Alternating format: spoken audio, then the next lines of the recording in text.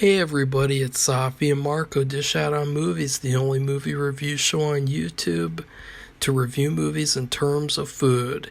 It's just Marco here once again, and I am here to start making videos again.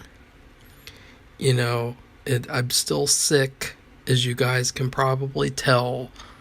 The only reason that I didn't start making videos again sooner is just because my throat would get irritated and I would start coughing, or I would just feel terrible afterwards. I would just be drained of energy, or I would just my voice did not sound good. Like, my voice sounded like basically this, but a lot lower, and so it would not have sounded good. And I also think that it will be the start of a new tradition on the channel, which will be starting December 24th. There will be no videos until January 4th. So that's a 10-day break, a holiday break, and I think it's a good idea. It was kind of shitty to think about, honestly, I wanted to do all that stuff, and I scheduled all that stuff just because I think the holidays are boring. They're very boring. They're very, ugh. I really don't like them at all. And so I wanted to schedule the videos as, something to do. So, that's the real reason. But from now on, I think what I'm going to do is, I'm going to still, watch a ton of movies at the end of the year that I haven't seen, and then I'll do that every movie, every review all at once, every year. And it'll just be a different title every year. So, what I'm going to start off the year with, 2023, is reviewing old movies, ranking them. I watched 86 old movies last year. I watched about 57 new movies, so that's 130, 140 something movies. So, here are some of the bad movies that did not make the top 10 worst. Now, it's really funny because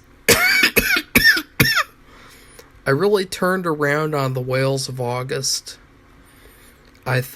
Originally, I was going to put this as one of the top 10 worst of the year, but it turned me around. I thought about it, and I thought, you know what, this movie's not that bad.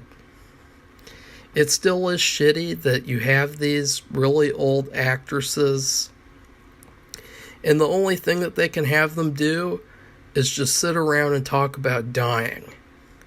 That's all that these actresses get to do. And then there's this Vincent Price character, and there's this really shitty thing where Lillian Gish wants to have a romance with him, but her sister won't let her, and it's ugh, this is evil. And he doesn't have a home, and so he's this sad, lonely guy, and he leaves. And then the movie's called Whales of August. They don't even see any whales in the movie. I mean, what a fucking depressing, movie. But the acting is really good, and I think the movie is worth watching. I mean, I would watch it again. It just took a bit of time for me to grow on the movie, I guess. Now, let's see. 6 Degrees of Separation. I watched this movie right after Will Smith did what he did at the Oscars. I thought this movie was really mediocre and kind of ugh. It really wasn't good. And I thought, I'm really excited to watch this movie. It sounds like it'll be really, really good, but it was really weird. I did not like it. It was kind of full of itself and just kind of dumb. The Friends of Eddie Coyle. This movie was really, really mediocre. It was very disappointing because I was really excited. The poster is cool. I mean, you got all these gangsters, and you got Robert Mitchum, and it looks like it's going to be an action-packed 1970s gritty gangster movie, but instead it's like this pretentious like mellow movie, like a reflection on older gangster movies, like through the 1970s lens. So it's like, oh, this isn't going to be a gangster movie. It's going to be taking a look at gangster movies. Okay, that one was good. That one was good. That one. Give Us Barabbas. I only watched it for Richard Thomas. It wasn't terrible, but it was basically like the level of a school play. It had a couple of standout scenes, so it's not one of the very worst, but still, it was pretty bad. I mean, it was... Christine, I hated, because they had this character. It's all about this guy, and he's never owned anything before. He really wants to own this car, and the car is evil, and it kind of turns him evil too.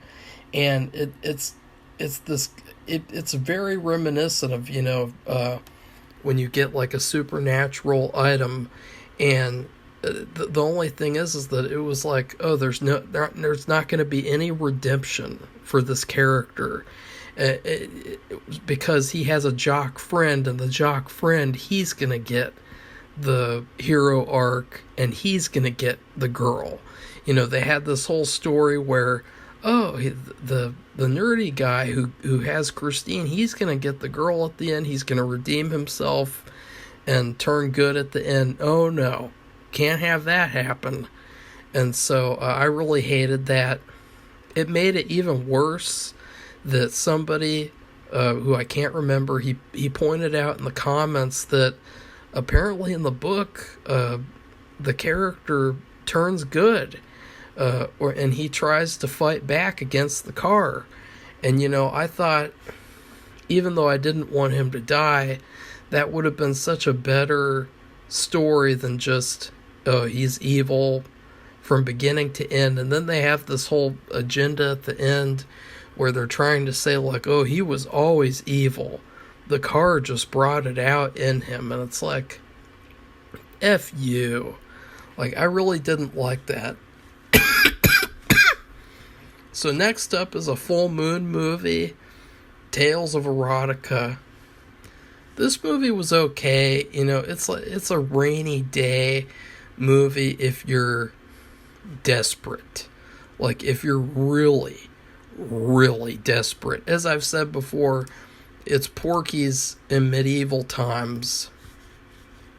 The problem is that the movie has some really irritating Italian obscure music. It's really obnoxious, it's overly loud, and it really, it's just too much. Okay, that one was good. I don't know why it's that low. Okay. Monsters Ball, that one was kind of trash. It was just a pretentious Oscar movie. Young Frankenstein, wasn't a big fan of that one, sorry, but I didn't think it was very funny at all. I thought it was just like, ugh, like this is the movie that I thought I was missing out on all this time. Not very good. I don't like it. Summertime, a movie I just randomly decided to watch. This movie, I didn't know what the fucking point of this movie was. You had Katharine Hepburn. She goes to Italy, and she's just on a fucking vacation. Like, it just... There's nothing about this movie that's interesting. There is a funny line near the end where this guy is, like, equivocating having sex with him to, like, eating a ravioli plate. And he's like, if you're given a plate of ravioli, but you want a plate of steak, Like, you should just take the ravioli plate and eat that and be happy with it. And it was, that was pretty funny. And then people unfollowed me on Instagram because I posted that. I always find it so hilarious, guys. Like, you guys think that people on YouTube are bad? Like, every time I post something on Instagram, like just some random casual thing, people will unfollow. Like, it was pretty bad, and I'll talk about what happened. When I posted, like, I'm gonna be getting better. I'm gonna be fine, and somebody unfollowed me after I posted that. Like, wow. And so, people on YouTube are fine in comparison to people on Instagram. Rebel Without a Cause, that one was a piece of garbage. Complete overrated nonsense. There's virtually nothing good about this movie. I thought it was just like, why? Like, it was terrible. The X-Files Fight the Future. I don't know what the fuck this was. It was not the X-Files, that's for damn sure. And it was like, oh, this is why you guys couldn't film a whole season 5? Like, this is why you had to screw up that season for this crap? Like, this crap could have just been a 2-part shitty episode at the end of season 5. It didn't have to be a movie. And for it being an X-Files movie, there's hardly any elements of a really good X-Files movie in it. Like, the lone gunmen are in the movie for like 2 seconds. Skinner's in it for like 2 seconds. And the story is just really bad. Next up is The Creeps.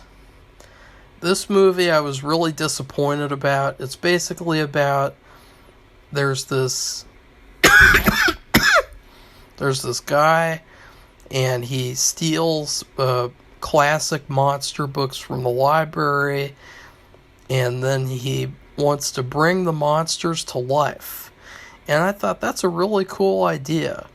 But then the whole thing gets screwed up, and the monsters that come out are all midgets. And to me, I would say this was a great idea, that it could have been a really good movie, but it's PG-13. Most of the movie very, very dull, very, very kiddie, playing it safe, goofy. It's like a kid's movie. Like the cover with all the blood everywhere, like, that's total false advertising. There's like no blood in the whole movie, and it's really a shame, because the guy who plays Dracula in this movie, I think he's my favorite Dracula of all time. He's better than Christopher Lee. He's better than Bela Lugosi. I could just watch a whole series with the guy who played Dracula. And then Witch House 2, this movie was another full moon movie. It was too busy trying to be like Blair Witch Project 2. And so it was terrible. There was basically nothing good. It was like a giant waste of time. There were some really good ideas about making the town a part of the story, because in the first movie, they make it seem like this house is just in the middle of nowhere, and there's no history behind the characters except for the ones in the house. So I really liked how they tried to have the town become a part of the story. I thought it was very creative. And there was also a really funny sequence with the townspeople. And next up, Us. So I had to watch all of Jordan Peele's movies, and Us was another one with a good concept. I love the actors, especially Lupita is the main sort of character. She gave a really good performance. I definitely would have given her Best Actress for that year. But the movie just got sillier and sillier as it went on, and it really fell apart, and it just became like a mess. And it was sort of like a Marvel movie at one point, and the ending was really, really weird and confusing. The Reflecting Skin, oh, what a complete disappointment. I mean, this is one of those fucking movies, like when they talk about Roundhead Ryan Johnson and his little subversions of expectations. That's this movie the whole way through. Like, this movie could have been an epic vampire movie on the level of The Lost Boys and Fright Night, but instead, it's this pretentious queer story about aging, growing old, and it's like, ugh, who cares? I don't want to watch this trash. I want to watch a fucking vampire movie, fucking dipshit. Give me the fucking vampire movie that you promised. He set up all these plot elements that could have been a part of a great movie, and he ruined all of them. Like, all of the plot elements in this movie completely were not what you would have wanted. It was just all a message movie, pretentious message movie. It had a couple of good things in it, though, and it could have been a lot better, so. Shadow Zone, this movie was really dull and dumb. Flood, A River's Rampage with Richard Thomas, this movie was just completely, like, boring and bad. Like, it was just, I hate movies that are just boring and dull. You watch them and it's like, ugh, this is a miserable experience. I don't want to watch this anymore. That's what Flood is. The Pleasure Garden, Alfred Hitchcock's first movie. Wow. I mean, see, this is what I mean about when I talk about, like, people should just be honest and fair about their critiques, because Alfred Hitchcock, if people would have pretended like this movie was good, if they would have had YouTube where they wrote film essays about The Pleasure Garden is a masterpiece, Alfred Hitchcock is really good, all because of Pleasure Garden, he never would have become the great director that he was in his later years. He would have stayed at the level of The Pleasure Garden, which this movie is trash. Nothing happens in it. There's like this weird like horror movie at the end where there's like a crazy guy on an island. I don't know what the fuck. I don't know what the fuck he was thinking. It was terrible, and I'm so glad that people tore this movie to shreds and that it wasn't popular, because if it was, he would never have become the master of suspense. He would have fucking become a Jordan Peele or a Damien Chazelle type of director. Orphans of the Storm, this one was one about, real life sisters in Lillian Gish and her sister. Real life, that's pretty cool. On screen, a lot of the times, you don't really get a chance for that to happen. That's a very rare thing to happen in a movie.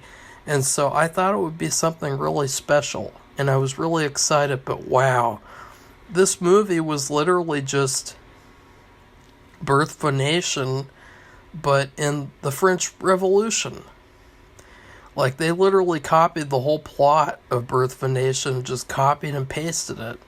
And I thought, like, wow, like, how has nobody even talked about this? It's like a blatant ripoff. Like, this guy, he ripped off his own movie.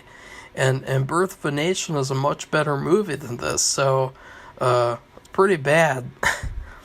And the weirdest part of this movie is the fact that the two sisters they constantly are kissing each other on the lips throughout this movie. It's very disturbing. I mean, it's kind of creepy, like, to be honest, because I'm just thinking about, or why don't you guys just think about it? If you have a sibling, would you like to make a movie where you kiss them on the lips? I'm not I mean, these girls, they were French kissing each other. They're sisters. They're French kissing each other throughout this movie. It's creepy. It's really creepy. Demon House. Oh God. Zach Bagans. He's a cringeworthy. He is one of the funniest characters ever. He's got this like spiky hair, and he thinks that he's cool, and he's like, oh, I go to the gym, and it's like, yeah, who fucking cares? He's like a 50-year-old frat boy, and he pretended that like ghosts took his eyesight and shit, and like it's really, really bad. Like, I really don't know, like, obviously, because based on my own experiences, but it seems like a lot of what he does is just BS, and that a lot of it is like, it's a lot more fake than real. And this movie is a prime example. I mean, they're hardly even in the demon house, and it's basically all about how he discovers the demon house, and then he researches it, and then he buys it and destroys it. I mean, it's pretty stupid. And the funniest part is that he has like this guy on his crew, and the guy on his crew, he's like a crackhead, and he goes insane, and he starts like yelling and screaming in the hotel, and like shaking the vending machine like he thinks there's a ghost in the vending machine. And then he just goes crazy, and like they had to like kick him out, and then afterwards they're like, ooh, guys, you want to know something really screwed up? Well, he is posting pictures of satanic imagery on his Instagram. And so like they show pictures of his Instagram, and he's got like shirtless pictures of himself, and he has like a satanic tattoo or some like heavy metal tattoos, and they're like, ooh, this guy's clearly going down a darker path, and we can't stop him. And it's just like so laughable. Like, because on one hand they had this guy, and he was in the house, and he had this severe physical health problem. That's exactly what'll happen. And he almost died. And that was something very serious and very like, ugh, this is terrible. But then they focus on like, this crew member, isn't he kind of scary? Isn't this crackhead kind of unhinged? So that was Demon House. It was very disappointing. I was like, I just wanted to laugh at this movie. I wanted to have fun with Zachary Bagans, but instead I get this crap. The only funny part was when the family, because there's this one family that pretended like they had supernatural problems, which, it was clear they're just a bunch of fucking attention whores. They refused to talk to Zachary because they started getting in touch with a movie company so that they could have their stupid fake story made into a movie. And so that was pretty funny, because Zach Bagans, he got really mad, and he started like calling the movie company and being like, guys, I just want to do some research, man. It's a paranormal research. Next up, this is the last dishonorable mention. The Ginger Dead Man. Wow.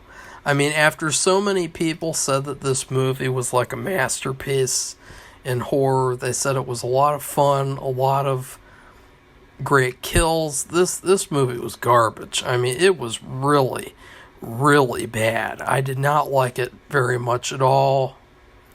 It was funny because they had this character and she was like supposed to be the mean girl, and she was actually more likable and a better actress than the main girl, who was like the boring final girl archetype. And so I thought that was kind of funny. And Gary Busey, he's hardly in the movie. I mean, he was really trash. This movie, it was disappointing. I never would have expected, and I know I didn't release the commentary yet. I did a Bean Boozled commentary where I just ate regular beans, and then I tried to guess what flavors they were. Which, it was pretty fun to do that. It was disappointing. I can't believe it. And so I am going to look up, because the next one, number 10, is Treasure Chest of Horrors, which was a movie I wanted to watch for Cool Duder, which I don't like to say his name because I don't want to give him any attention, because his work is trashed now.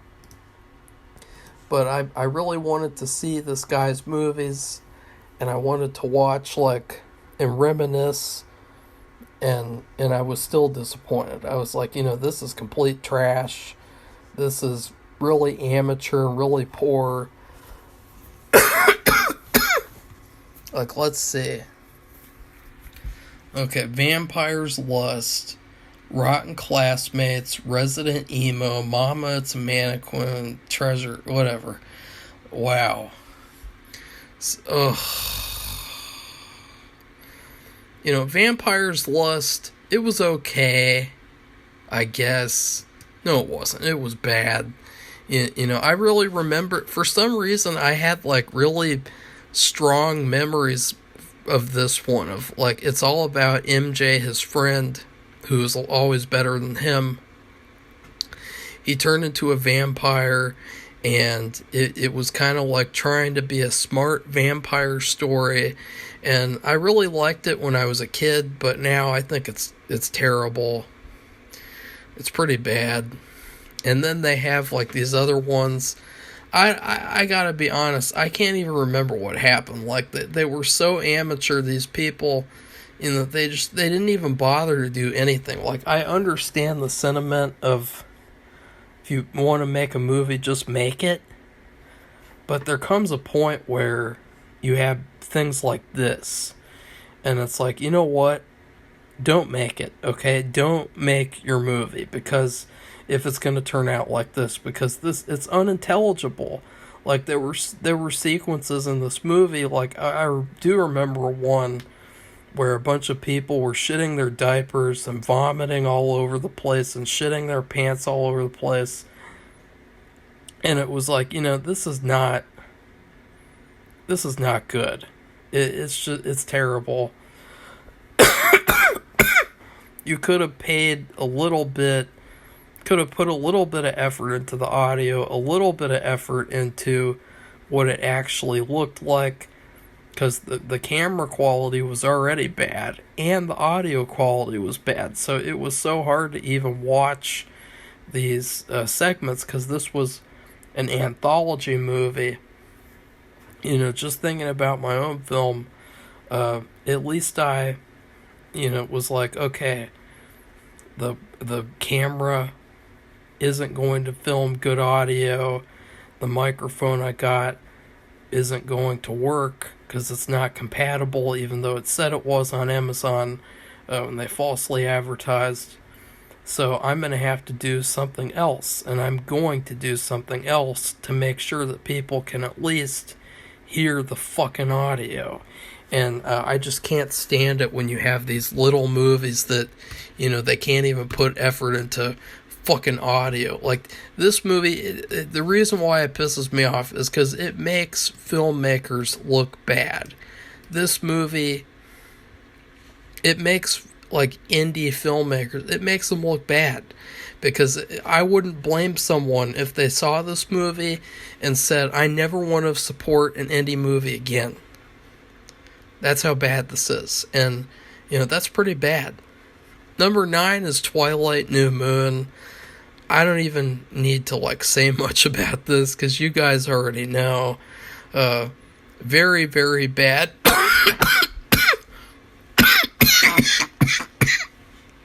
You guys see what happens? Whatever.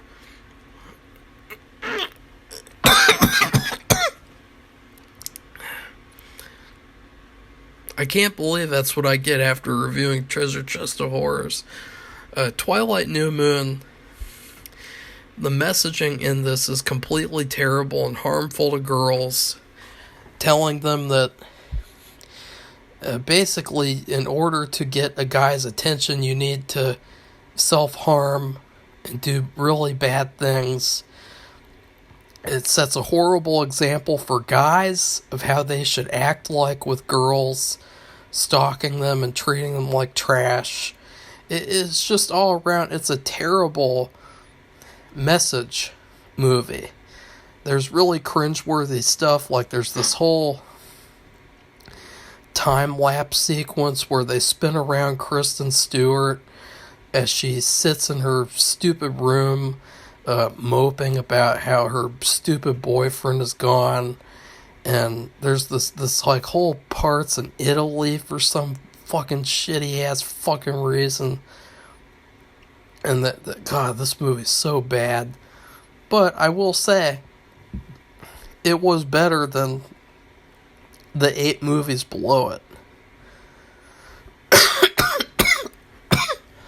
That is one quality. That is one saving quality.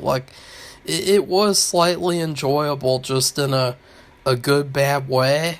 It was a fun commentary to sit there and eat chocolates and watch this movie on Valentine's Day last year. Which, I'm so excited to watch another Twilight movie for Valentine's Day. Yay! And I will say, too, the first movie was bad. And I didn't know how it could get worse. And so that was one of the things with this movie, is that this movie, it blew my expectations away. And it's so much worse than the first one. Even though the first one is horrible, too. Number 8 is Top Gun. I despise this movie with every inch and fiber of my being. It's one of the worst movies I've ever seen. It was even worse that I had to watch it twice. The characters in this movie are bad. The music is okay in some parts, but there's these really annoying songs that they just play over and over and over again. And the romance in this movie, it is kind of like a nice fantasy, but it is really bizarre. He's going into the girl's bathroom and stalking her in there, and just you can imagine if a guy like Neil Breen did all the things that Tom Cruise did in this movie, he would have been Me Too'd and treated like a predator or something. But because that's Tom Cruise, it's perfectly okay. And the sex scene in this movie was one of the most pitiful, trash sex scenes I've ever seen. I mean, you might as well have not even done it, because it was piss poor. It was not a good sex scene in any way, shape, or form. The action was trash. It was like a bunch of children, getting some fucking cardboard cutouts and pretending we're special fighter pilot boys. This is the fucking... This is the gayest movie ever. It is just... It's so bad. I hate this movie with a passion. I would have put this movie at number 1. That's how much I hate this movie. But number 7 is Summer of 42. And I know that will upset Kim Mama. I'm sorry. Because I was really looking forward to this movie. And to be fair, as I said in the commentary, I did really like the first half, or the first 3/4. But there's a turning point where you're kind of hoping that the plot will speed up, because, in these forbidden romance movies, it's always a question of how late in the movie are the forbidden partners going to get together, and how late in the movie are the partners going to split up, if they do. And this movie, you're just waiting and waiting and waiting and waiting for something to happen. You're waiting and waiting for, the movie to happen. Because, when I saw this, I expected for them to be together most of the movie and to have like a forbidden romance, because it's like a genre film, and but no, they don't get together until like the last 10 minutes, and it's like this really strange sequence where there's no dialogue at all, and they just have sex, and it's like this dark, weird, like moody sequence, and it was really weird. But the rest of the movie, and then it's like a depressing ending, and it's like a horribly unsatisfying, like Debbie Downer ending, and it's like, fuck you. Like, just fuck you for making me sit through this movie. Not Kimama, but the filmmakers, who came up with this story, and because this should have been a better story. Like, it was going on a good path. There were some really funny things. I really loved the characters. I really loved the vibe of the movie. Casual, teenage, coming-of-age vibe. But then, at a certain point, it just becomes trash. And it was really disappointing to me. Number 6,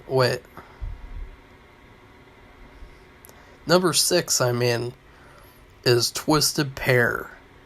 Now, I have really high expectations for this movie after watching Neil Breen's Fateful Findings, which I thought was a great, good, bad movie. But this movie was terrible. And not even in a good, bad way. It was boring. It felt like it was 6 hours long. It was not very funny. And it just kind of feels like... It feels like, when's this guy gonna get it? Like, when's this guy... does this guy really think that he's making good movies? Does he really have some sort of a delusion? Because to me, like, it's kind of bad. Like, I would not want to be living in a delusional world where I thought, ooh, I'm making really good movies, when in reality I'm making Neil Breen movies. Like, I would never, ever, ever want to put my name on a Neil Breen movie, even if it helped achieve fame and popularity, ever. Because this movie, it was like a wannabe superhero movie, but it was not good. Like, even if you take all the expectation out of it, it was not a good story, not good characters, not a good ending. It was just... It did have some nice something though. If you guys saw my review, it had a couple of... Okay, number 5 was The Mummy with Tom Cruise. This movie pisses me off on a whole other level. This movie, I despise it with a passion. I hate this movie, and there's so many Like, I don't know what they were thinking. I don't know what they were thinking with this movie. It was a terrible idea. It was awful.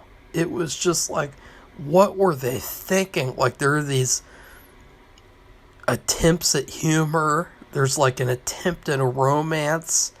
There's no kills. It's not scary. This movie just feels like the people who own the copyright to The Mummy, to Dracula, to Frankenstein, Universal, they don't deserve it. Because this is what they do. And this is how little they think of the fans, that they make this type of piece of fucking shit and call it The Mummy, and call it a good Universal horror movie. I mean, I knew that this movie was going to be bad from the trailers. I knew, and I was so excited and happy when their stupid Dark Universe failed. I was like, yay! I didn't even have to do any work for that one. Like, I didn't even have to make videos like I did with Blumhouse Halloween and all those others. Like, I just sat back and watched this fucking piece of shit trash franchise collapse into itself. And they deserve it. Number 4 is Ben and Arthur. You know, I'm going to blow my nose really quickly because I think it sounds pretty bad.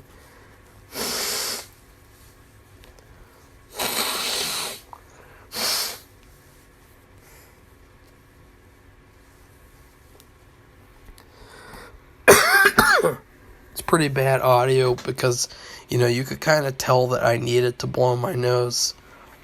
And since I didn't, it was making it worse. Ben and Arthur, I expected for this to be a really funny, good, bad movie, but I really just think this movie is bad. I thought that the characters were bad, and you can tell that they're all, like, gay in real life. You know, none of them are straight. You know, you can tell the way that they act in this movie. You know, they're such terrible actors. And the quality of this movie is terrible. The story is terrible. I mean, there's no story here that's interesting and worth telling. Like, that's the thing. Like, so many of these people, these SJWs, they think that their story is worth telling all because they're gay, or all because they're lesbian, or whatever the fuck. And as I've repeated many times, your sexual preferences, they aren't a character trait. And in this movie, it's like a character trait that, like, oh, this is the gay character, this is the straight character, and it's like, you know, that's not a character trait. You know, that I did not finish this movie, too, for obvious reasons, because of what happened when I was going to start finishing watching the movie. And I don't think that I will finish the movie until the situation is resolved permanently. And so this is kind of like a page. What would you call it? It's kind of, I'm just kind of like bookmarking this movie as like one of the worst ones of last year, but I did not finish it. I will finish it as soon as the situation is resolved. But I really just think that this movie, like, why does it have this good, bad reputation? Because it's just, to me, like, I just can't get that kind of enjoyment out of this movie. Like, I just can't. Like, it's miserable. It's miserable just like I sound, unfortunately.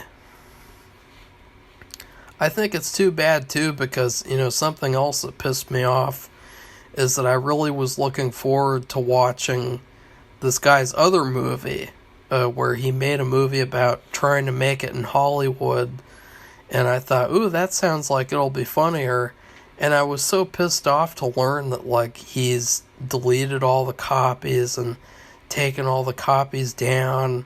He takes down people's reviews of the movie, and it's like, that's really shitty. Like, it'd be so nice to watch that movie and just have fun with it. There's no harm in it, just because he doesn't want to make movies anymore.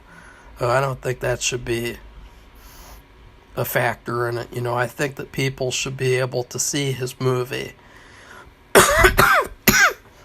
because he made it to be seen. He didn't make it originally to, take it down. Like, no matter how many years it's been, he made the movie and he released it to the public. So therefore, the public should be able to see and comment on the fucking movie. Number 3 is The X-Files. I want to believe. This movie, it not only shits all over the X-Files franchise, but it shits all over the fans who waited for this movie. They waited to have a good X-Files movie again. They waited to have these characters return after the needless cancellation of the show. And what do they get? This movie, it bears almost no resemblance to the show. There's nothing about this movie really that makes it X-Files. The characters are terrible. The acting is terrible with David Duchovny has a beard, like a fake beard to make his character edgier or something. And Scully is complete trash. She has this whole soap opera story where she keeps on doing surgery on this kid, and it's like, okay, should I stop? Is it morally right to stop, or should I keep going? And it's like, who cares? Just let the little fucker die. Who even cares at this point? That was another thing, was they just had this whole subplot about this random kid character, and it's even worse that, she's killed children before in the series. But they could have made him, a really important character from the series, like that kid who was a psychic. I can't remember his name, but if they had made that the kid who she had to keep on operating over and over, it would have immediately made it a good story. And the whole mystery in this movie is about some organ, face, head transplanting operation. It's just not worth it at all. It's a terrible, dull, boring movie, and the whole movie feels cold and looks cold because they sucked out all the color in the movie, and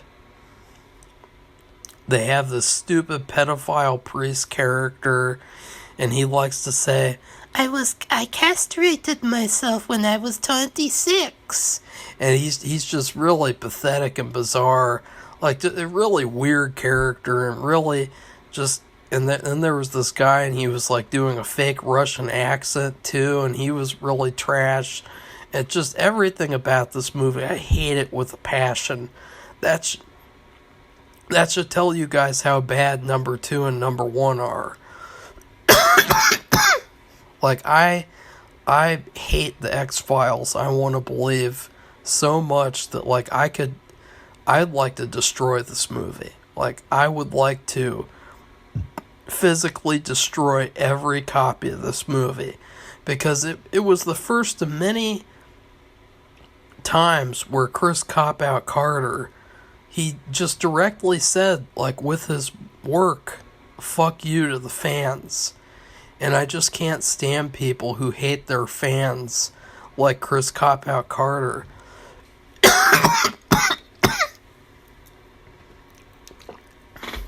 Number 2 is a full moon movie, and it is Corona Zombies. Obviously now, I have even more of a reason to talk about it, since I just got through having stupid COVID. This movie, it's not even a real movie. It's a packaging of other bad, obscure movies where they dub over footage and pretend like they made a new movie. All the humor, all the jokes are dated. Like, this movie is just 2020 references to the point of, like, this is embarrassing. 2020 is over. Like, it's 2023 now, and nobody even cares about this movie anymore. Nobody even would get the jokes in this movie because they're fucking years old at this point. And it just, to me, I thought it was a big wasted potential. The fact that instead of making a really creative, funny, scary, good movie about my pandemic, instead of doing that, they made a shitty non-movie. Like, I wouldn't even consider it a movie. I wouldn't consider it like anything, because I just can't, like, it's like, this is not even one movie that you guys made. It's just dubbing over other movies. That's really lazy and really terrible. Number one is a movie that is so bad I can't even say the title, because the filmmaker, she's such a bratty little bitch that she likes to go around deleting people's reviews of her movie. She likes to copyright strike their videos. She's just an all-around bitch, and she's full of herself. She's a complete narcissistic cunt, and this movie is a prime example why. This movie is, it's another one. It makes indie filmmakers look bad with the quote-unquote effort that was put into this movie. Because when it all comes down to it, this movie was about selling this bitch's trash music, her terrible, bad music that I wouldn't even consider it music. Everyone is, like, green screened in this movie, like, it's unoriginal. The story is terrible. It just goes on and on and on and on. It's annoying and obnoxious. The characters are horrible. Most of them are just these fat women. It's like, how many, like, are I don't think that all women are as fat as the women in this movie. Like, this movie makes it seem like they're living on a fat planet. Like, because it's like you could tell she just got her friends that can't act. And, I hate this movie with a passion. I hate the filmmaker because of how fucking petty she is. Deleting people's reviews, taking them down because she can't handle criticism. Like, why do you even release a movie if you don't want criticism? Like, fuck off with that shit. I'm gonna still criticize your shitty movie. Because this movie, like, 50 minutes to an hour of it is just them robbing people, kinda, but not, and they're green screen in a car. And then they get to this house, and it's kind of like they're ripping off Saw a little bit, and it's just, ugh. Like, I can't even describe how bad this movie is. Like, it is really, it might be the worst movie I've ever seen. In fact, I will just go ahead and say it is the worst movie I've ever seen. It is completely amateur hour, and it just seems like instead of making this, all that she had to do was put in a little bit of effort. Even if the product turned out bad, I still would have had respect for her and her films. But since she made this, and since she just takes down reviews that are critical of the movie, that's what's funny too. She takes down reviews that are positive too. Like, she really thinks that, like, she can just go around controlling, like, what people say to where they can't even talk about her shitty ass movies. Well, it's not going to work with me, bitch. I just talked a whole bunch about your movie and you don't even have any idea. It's a Christmas movie. And if you guys want to know the title, if you want to know what it is, just go to my Letterboxd. It's Marco See You Later. So Marco, the letter C, and then You Later on Letterboxd.com. And I have the full list for all the movies ranked of the year, old movies, new movies.